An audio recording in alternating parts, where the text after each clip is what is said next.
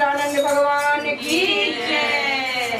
मुखड़ा चा देखे दर्पण में, मुखड़ा चा देखे दर्पण में, कोई गया धर्म नहीं मन में, कोई गया धर्म नहीं मन में। मुखड़ा चा देखे दर्पण में, मुखड़ा चा देखे दर्पण में, कौन कीर्त नाम बनाई कोई गंगा जल में, कागज कीर्त नाम बनाई कोई गंगा जल में।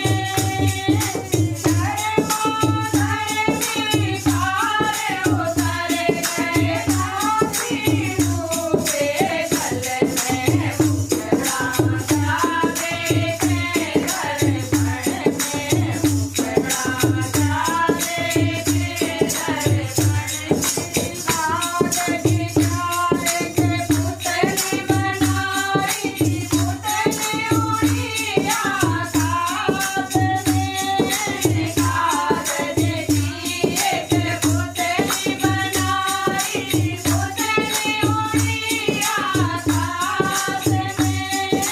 तेरा हमारी यही रहेगी प्राण प्रभु के पास, मुखड़ा चा देखे दर्पण में, मुखड़ा चा देखे दर्पण में।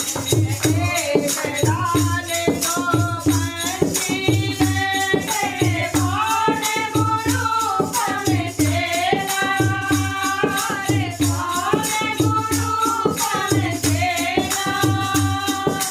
गुरु की धरती गुरु जाने की धरती तेरा, मुखड़ा चा देखे दर्पण में, मुखड़ा चा देखे दर्पण में। तिनका तिनका महल बनाया तू करे घर मेरा, तिनका तिनका महल बनाया तू करे घर मेरा।